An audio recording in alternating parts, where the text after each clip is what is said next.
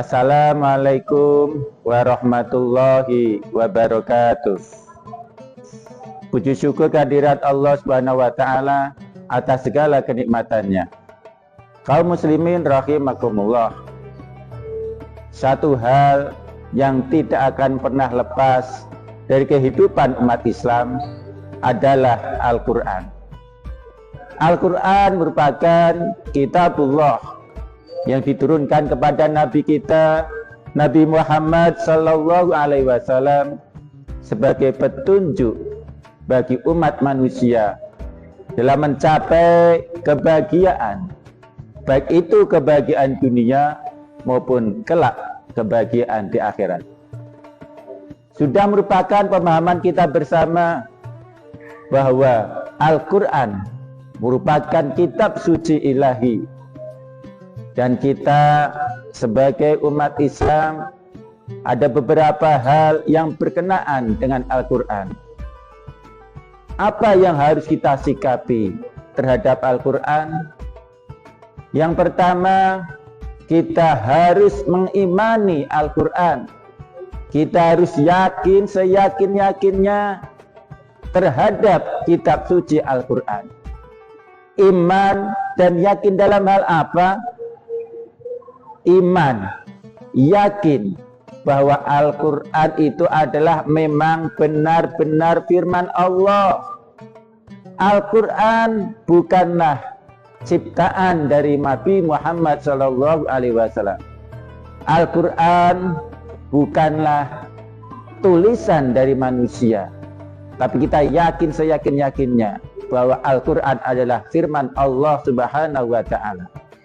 Walaupun hingga saat ini, mulai dari zaman Nabi hingga zaman yang penuh modern ini, masih banyak sekali orang-orang yang tidak beriman kepada Al-Quran. Mereka menganggap Al-Quran hanyalah karangan dari sosok seorang yang mengaku sebagai Nabi.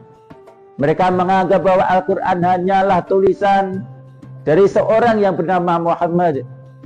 Tetapi kalau mereka benar-benar membuka diri, membuka hati, dan membuka pikirannya, maka kebenaran sejati akan mereka dapatkan bahwa Al-Quran adalah wahyu dari Allah Subhanahu wa Ta'ala, dengan segala banyaknya keistimewaan dalam Al-Quran yang manusia, bahkan jin pun tidak akan bisa membuat yang semisal saja seperti Al-Quran, walaupun hanya satu surat.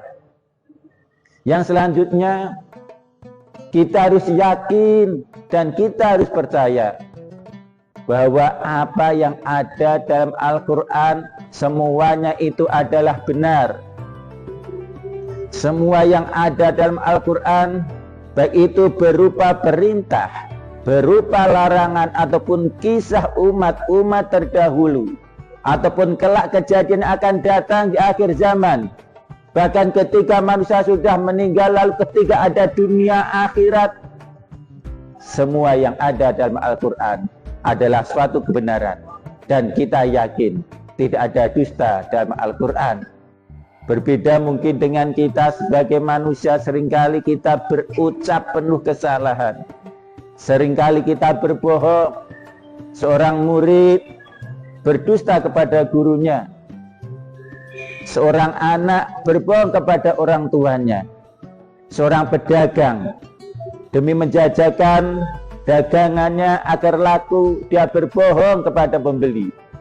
Tetapi Al-Quran ini yang merupakan wahyu Allah Subhanahu wa Ta'ala sebagai pedoman bagi umat manusia, tidak sekalipun ada kebohongan di dalamnya, dan kita harus yakin terhadap itu semua.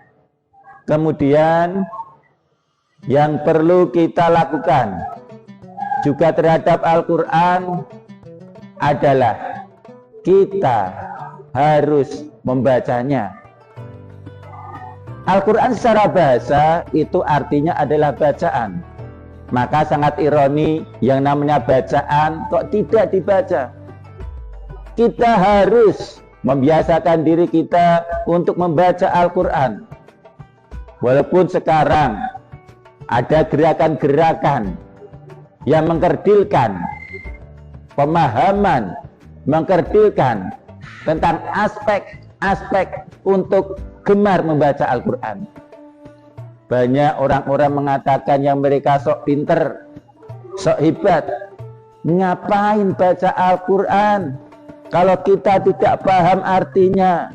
Itu suatu perbuatan kebodohan. Itu kata mereka. Kalau kita terhasut oleh ucapan-ucapan itu, maka secara perlahan kita akan dijauhkan dengan kitab Allah yang berupa Al-Quran. Kaum muslimin rahimakumullah, memang idealnya saat kita membaca Al-Quran, kita paham apa yang ada di dalamnya, kita mengetahui detailnya, bagaimana hukum-hukumnya, segala aspek yang ada dalam Al-Quran. Tapi itu adalah ideal. Tapi apakah setiap umat manusia akan selalu bisa memahami arti makna dari bacaan Al-Quran? Tentu tidak. Dan bagi kaum muslimin secara umum, tatkala belum bisa memahami Al-Quran, maka paling tidak membaca Al-Quran itu sudah sangat baik, lepas dia paham atau tidak paham maksud dari bacaan tersebut. Dan yakinlah, dengan membaca Al-Quran, terlepas kita paham atau tidak, kita mendapatkan pahala dari Allah Subhanahu wa Ta'ala.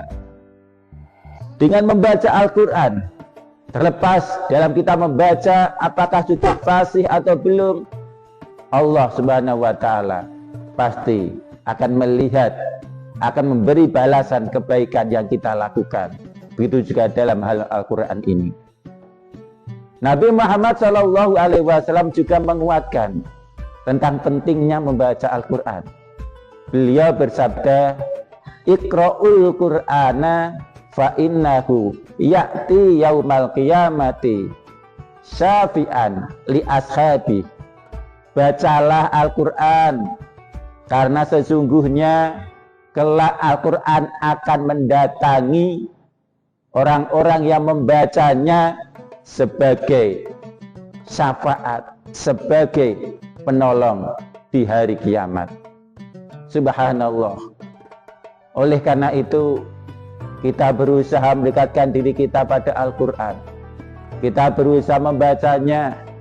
Tidak harus banyak dalam membaca, tidak harus 1 juz dalam membaca, tetapi lebih kita kedepankan keistiqomahan dalam membaca Al-Quran. Karena banyaknya amalan ibadah belum menjamin itu yang terbaik. Tetapi kalau kita beribadah secara istiqomah, secara konsisten, itulah yang terbaik.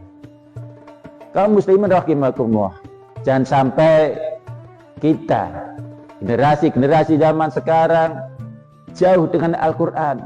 Kita lebih memilih HP, lebih memilih untuk dekat dan sifatnya duniawi. Boleh-boleh saja kita dekat, akrab dengan HP, tetapi ingatlah, yang namanya Al-Quran jangan sampai kita tinggalkan. Iqra, bacalah, karena dengan membaca itulah manusia akan mendapatkan suatu hal yang istimewa. Karena memang perbedaan mendasar antara manusia dan makhluk Allah yang lain, terutama yang namanya tumbuhan, yang namanya binatang, adalah pada letak membacanya.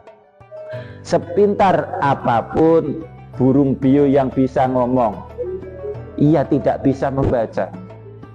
Dan oleh karena itu, ayat suci Al-Quran yang diturunkan oleh Allah yang pertama kali tidak lain dan tidak bukan berbunyi, Iqra, bacalah.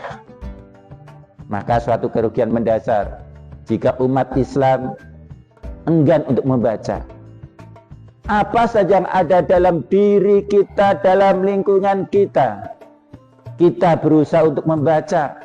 Membaca bukan berarti hanya membaca tulisan, tetapi apa yang ada di hadapan kita itu bisa kita baca.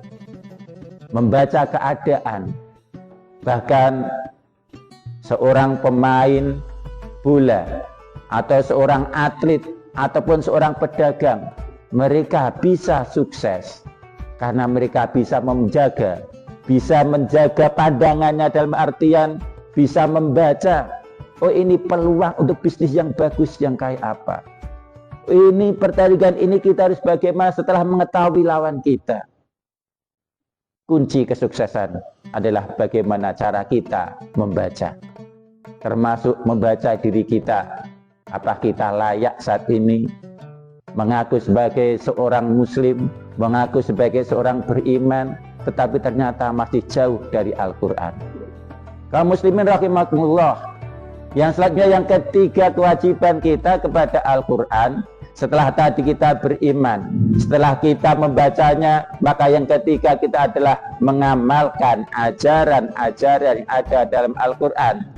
Manakala Al-Quran mengatakan itu haram, maka kita jauhi. Manakala Al-Quran di dalamnya menjelaskan bahwa ini adalah suatu kebaikan, maka kita bersegera untuk melaksanakannya. Jangan sampai hidup ini berjalan tanpa arah. Jangan sampai kelak ketika kita menghadap kepada Allah, kita menyesali atas apa yang sudah kita lakukan saat kita hidup di dunia. Sekali lagi, jika kita ingin mendapatkan kebahagiaan dunia dan akhirat, tidak lain dan tidak bukan, kita harus senantiasa berjalan dengan Al-Quran. Al-Quran sebagai petunjuk, Al-Quran sebagai cahaya.